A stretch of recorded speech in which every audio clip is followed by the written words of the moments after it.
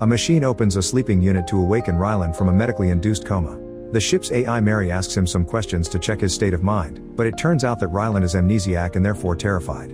He gets off the table and desperately escapes from the robot arm, making his way through the ship in search of other people. When he finally finds a person, he's horrified to discover they're dead. Ryland keeps wandering around the ship and wonders where he is. Eventually he finds a window and finally understands he's in space. He also realizes that he can recognize the different machines, which means he's a scientist. In the next room, he finds huge screens that play clips from beautiful places on Earth.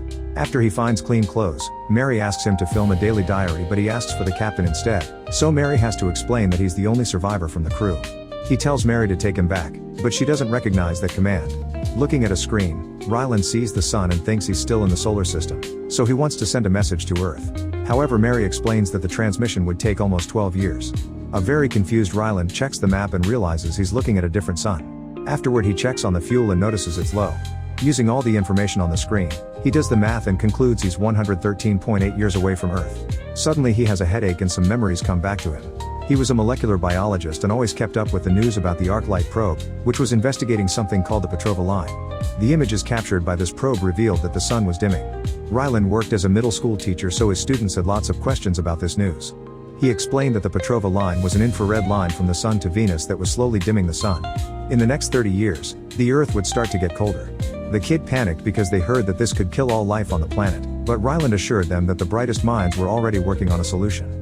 In the present, Ryland shaves his beard and checks the supplies to find some vodka, so he gets drunk and has a snack. When he looks at the crew's belongings, he remembers befriending them. He uses some of their clothes to make a doll and dance with it, pretending he isn't so lonely. On a whiteboard, he starts taking notes to try to figure out who he is, and soon another memory hits his mind. One day after class, he was approached by Eva, the head of the Petrova team. She read his paper in which he declared water wasn't needed for life and came to ask for his help, so Ryland reminded her that he was fired for what he wrote. However, Eva knew he actually was fired because he insulted a superior, and since then nobody wanted him around. Ryland tried to get away from her, but Eva followed him and revealed that the samples the probe took from the line survived on the sun's surface, so his water theory could be right. Ryland agreed to go with them after they confirmed that the sun was dying. In a lab, Ryland ran some tests on the samples while important foreign leaders watched. The samples could move, but that didn't mean they were alive, and they were so dark it was impossible to look inside them. Ryland kept trying different techniques until he managed to lighten them, and he confirmed they were small alien cells.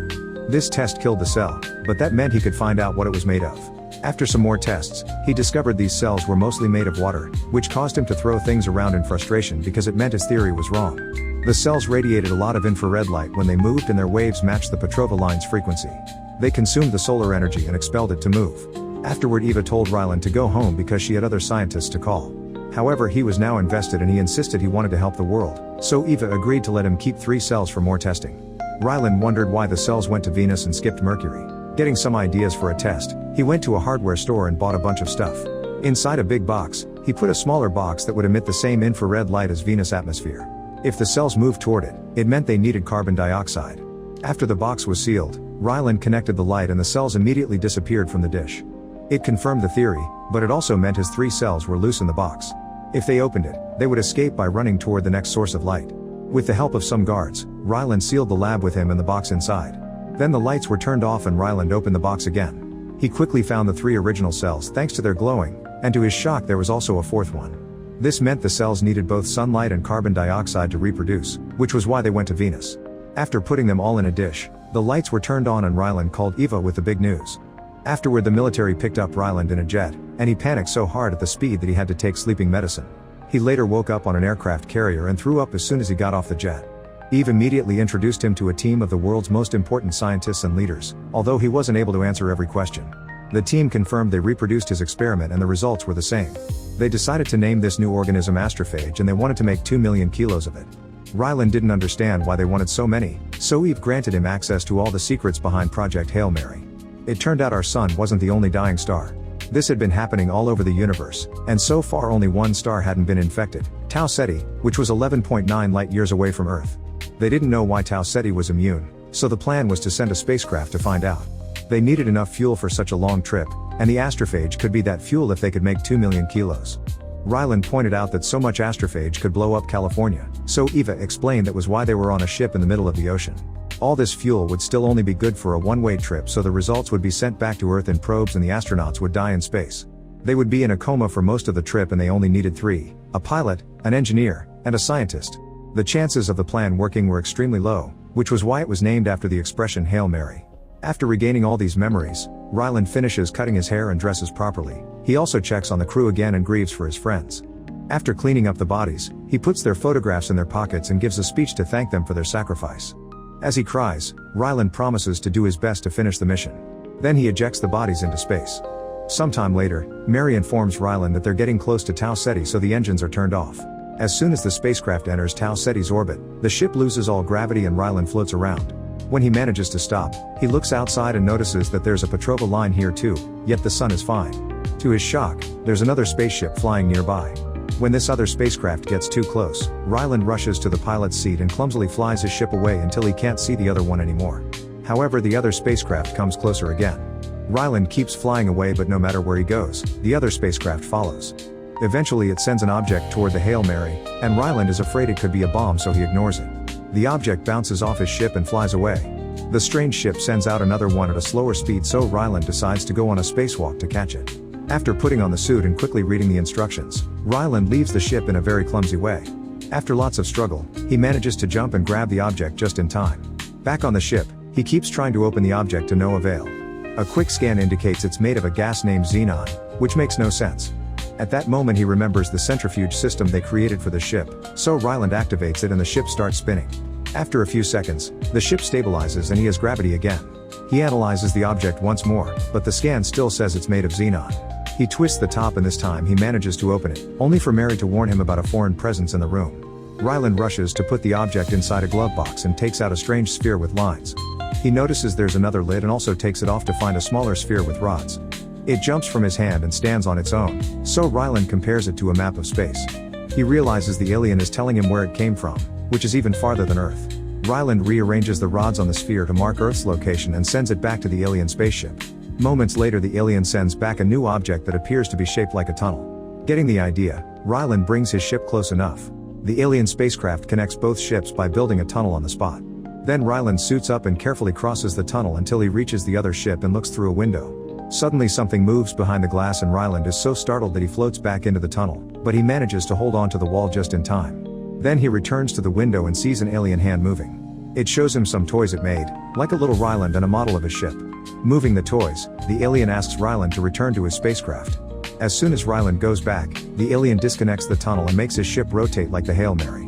Then the tunnel is connected again and when Ryland opens the door he's hit by tremendous pressure, but now the tunnel has gravity too. This time he puts up lights as he crosses the tunnel and when he reaches the window, he shows the alien the model he made of its ship using noodles. The alien comes closer this time and Ryland discovers that it looks like a walking rock. When he says hi, the alien opens its mouth and makes a scary sound that makes Ryland scream, waving a tool in self-defense. The alien steps away in fear, so Ryland apologizes for his reaction. When he moves his arms or body, the alien imitates him. Soon they're both doing lots of silly poses. Then the alien starts poking the window, so Ryland pokes it back. It takes him a while to understand that the alien is pointing behind him because it left another message for him. Ryland opens it and finds a strange collar in it. Using gestures, the alien keeps asking him to take off his helmet, but Ryland refuses. The lights are starting to fail, so Ryland has to go back. However, he stops walking when he realizes that the collar is 2 rings of 8, which represents oxygen. It seems the alien is telling him that there's oxygen in the tunnel. At first Ryland thinks it's still too risky, but after some hesitation, he finally takes off his helmet and he's delighted to confirm he can breathe just fine. Later on the ship, Ryland studies the first thing he found in the message and realizes it's the Petrova line. This means the alien is here to study it because its planet is also having problems with a dying sun. Ryland goes back to the tunnel and says they should work together, but first they must find a way to communicate. Thinking math is universal, he shows the alien a measuring tape. The alien opens a drawer in the ship's wall and Ryland gives him the tape, but the alien only plays with it. Next he shows it a clock, but it doesn't get any kind of reaction. Ryland realizes it's dark inside the alien ship and the creature doesn't appear to have a face. He theorizes the creature is blind and uses echolocation. After naming the alien Rocky, he returns to his ship to modify the clock, making the numbers pop up. When he shows it to Rocky, it can finally see the numbers and does a little celebration dance. Ryland tries to teach it how to do thumbs up, but the shape of its arm only lets it do thumbs down. Suddenly Rocky disappears and comes back with another mysterious object. Its parts have symbols and they rotate, so Ryland concludes it's a clock. Moments later Ryland returns to the tunnel with his laptop and a microphone. He points at each number and records Rocky naming them. As hours pass, Ryland keeps showing Rocky objects and recording its answers to create a translator of this strange alien language. He also starts recording all his testing, hoping to send everything back to Earth. This alien uses an unknown material to build its thing, so Ryland decides to name it Xenonite. One day, Ryland shows Rocky the astrophage. Rocky immediately recognizes it and says it's very bad, confirming they're here for the same reason. Then Rocky says it's glad not to be alone anymore. It had a crew and they also died just like it happened to Ryland. They agree they'll save the stars together, and Ryland shows Rocky how to fist bump. Using models and the translator, Ryland discusses the data he has so far with Rocky. He also plays with some of the voices in his software until he finds one that Rocky likes. When Ryland leaves the tunnel to sleep, Rocky misunderstands it as death, so Ryland explains the word. Rocky now understands and translates sleep to its language, explaining that in its society they sleep together for protection. It wants to sleep with Ryland too, but he thinks it's too weird. He changes his mind when Rocky says that it watched its crew and they never woke up. Ryland brings over some stuff to make a bed and both of them fall asleep by the window. Another flashback shows Eva introducing Ryland to the 3 astronauts chosen for the mission. They told him they wanted something on the ship that would allow them to self-delete after the mission was over, otherwise they'd have to die of hunger and that'd take too long. Ryland showed them how the engine they made worked, and the astrophage managed to melt a ton of metal in seconds. In the present, Ryland is dealing with his confusing memories when suddenly he hears a noise. He opens the door and discovers Rocky has come to his ship using a small pressurized bubble as its personal astronaut suit. It wanders around the ship to admire human technology and scolds Ryland for being messy. Ryland tries to tell Rocky that they should work separately in their respective ships, but Rocky doesn't listen and wants its own room here so they can work together. Ryland complains that Rocky is bossy whenever they're working together, and watching it eat is a very nasty experience. Since Rocky can see through walls and has amazing hearing, Ryland has no privacy or personal space. By discussing the technology behind the ships, Ryland realizes that these aliens don't know about radiation. He explains that radiation killed its crew and Rocky survived because its workshop was close to the astrophage, which protected it. The duo decides they need astrophage samples, so Ryland disconnects the ships and sends his to the nearest planet. The trip lasts 11 days, so Ryland spends his time showing Rocky recordings of Earth. Rocky shares that it misses its mate, whom it's been together with for 186 years. Another flashback shows Ryland with the team at the ship's bar, but he felt uncomfortable so he left. When he bumped into Eva, he told her it was strange to see everyone so happy considering they were flying to their deaths. Eve explained to him that camaraderie allowed the astronauts to deal with the gritty side of their jobs. The duo decided to return to the bar and Eva even dared to do karaoke. In the present, the ship makes it to the planet and Ryland is amazed by its colors. He goes on a spacewalk and uses a machine to activate a light that attracts thousands of astrophage, which creates a beautiful glow. Rocky and Ryland discuss name ideas and decide to name the planet Adrian. The samples are taken back to the ship to run some tests. They're shocked to discover that the same amount of astrophage comes to the planet and then leaves it, which doesn't make sense since they're going there to reproduce.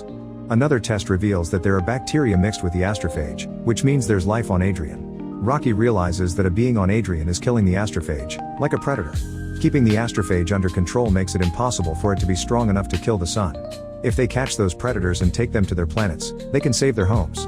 These bacterial predators are probably in the clouds where the astrophage reproduces, but the ship wasn't made to enter the atmosphere.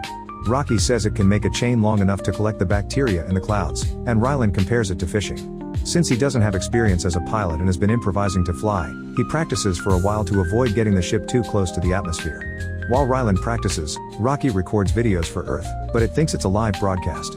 Ryland explains that a probe will be sent with all their findings later, so Rocky wonders why he can't explain it all when he returns. When Ryland says he'll die here, Rocky refuses to accept it and offers to give him some of its own fuel. It'll make its own trip slower, but this way they both live. Ryland cries and hugs Rocky's bubble in gratitude. Another flashback shows Ryland and Eva having a chat 3 days before the astronauts' departure.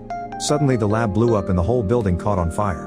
In the present, Ryland carefully flies the ship as close to the atmosphere as possible and lowers the chain with a probe that starts collecting samples. Once the probe is done, Ryland goes on a spacewalk to bring it back. It's a slow process, so the ship takes some damage from the atmosphere's temperature while it waits. A piece of metal suddenly breaks and hits Ryland, knocking him out. Thankfully he wakes up quickly, only to discover that the probe is hanging from its chain underneath the ship. The temperature keeps rising and Rocky says they really need to go, asking Ryland to come back inside and get a new sample later. Ryland refuses to give up and jumps to grab the probe, but he's hit by another loose piece and he gets tangled in the tether. He decides to cut it with a knife and holds on to the ship by hand, moving quickly to finally get back inside. Afterward the ship flies away from the planet, but the hull is still coming apart and it could explode. Ryland pushes the ship to its limits to make it go as fast as possible, and once they're far enough from Adrian, they finally turn off all the engines. Unfortunately the ship keeps moving and gets stuck in an uncontrollable spin. Ryland realizes that there's a hole in the tank and they're losing fuel from 2 containers, so they have to eject them. It takes some effort because of all the shaking, but Ryland manages to press the buttons. As soon as those 2 containers are gone, the ship flies normally again, although the sudden movement knocks them out. Ryland wakes up and tries to press the centrifugal gravity button, but falls unconscious again. Rocky also wakes up and keeps trying to talk to him, however the translator isn't working. Feeling desperate, Rocky comes out of its bubble and presses the buttons itself. The ship begins to move more slowly and the gravity inside becomes stable too. Being outside its bubble is hurting Rocky, but this doesn't stop it from taking Ryland to the medical bay. As the ship's robots take care of its friend, Rocky passes out. Another flashback reveals that the lab blew up because of a mistake while handling the astrophage. The scientist astronaut and his backup were killed and they didn't have enough time to train a new one, so Eva asked Ryland to go. He didn't want to and an argument ensued, which got worse when Eva pointed out that Ryland had no family, friends, or even a pet. She gave him 3 hours to reconsider. In the present, Ryland wakes up and follows some stains on the floor that look like Rocky's equivalent of blood. He's relieved to discover that Rocky has returned to its bubble and has been sleeping to recover. He sits next to it so they can sleep together like the old times. Later, Ryland finds a message that Rocky left on the computer asking him to save their homes. He starts working on the tests and confirms he's acquired the bacteria that eat the astrophage. He names it Taumiba and starts cultivating it inside xenonite containers, mutating it in a way that will make it survive Venus atmosphere. As days pass, Ryland worries because Rocky doesn't wake up. He keeps talking to it and even hangs encouraging drawings on its bubble. Sometime later, Ryland is napping when he's suddenly awakened by a noise. He's delighted to find Rocky healthy and immediately hugs him. Then they look at the Taumiba farm, which has created a good amount of the bacteria. This means they can finally go home, and they celebrate by watching clips of fireworks. Rocky puts xenonite around its limbs as special clothing for the occasion. Ryland makes paper hats and gives Rocky a laptop full of human knowledge. He also gives it his stress ball as a souvenir. Rocky feels bad because it doesn't have anything to give him, so Ryland asks to see its ship as a gift. When both spaceships are finally connected again, Ryland wears a suit made of xenonite and Rocky gives him a tour of its place. As he admires the amazing technology, another memory returns to his mind. After the 3 hours, Ryland told Eva that he wasn't going on the mission. Eva explained how important the greater good was before calling her men. Ryland immediately ran away, but the guards quickly caught up to him and tackled him to inject him with a sedative. It turned out he had been put on the ship by force. In the present, Rocky helps Ryland fix the damage on his ship, so it's finally time to go home. They share a very emotional goodbye in the tunnel and do some silly moves before they go their separate ways. The ships fly in different directions and Ryland has to get used to being alone again. Moments later, Mary warns Ryland that she's detected contamination on the ship, so he shuts down the engines to investigate. When he checks on the Taumiba, he discovers that it's broken the xenonite containing it. He immediately changes containers and puts all the bacteria in a sealed box, but now he's worried about Rocky because its ship is made entirely of xenonite. If the Taumiba escapes, it'll eat the fuel and Rocky will be stuck in space. A desperate Ryland calculates how long it'd take him to save Rocky and go home, but unfortunately he can't do both. Refusing to let his best friend die, Ryland gathers all his research and the bacteria farm and sends them to Earth in probes like originally planned. Afterward he makes the ship change routes. A few days later, Ryland finds Rocky's ship and goes on a spacewalk to approach it. He then desperately pounds on the window until Rocky comes to let him in. Many years in the future, the probes land on Earth and Eva gets to see Rocky in the recordings. The planet is already starting to freeze, but now they can work on saving it. Meanwhile, Rocky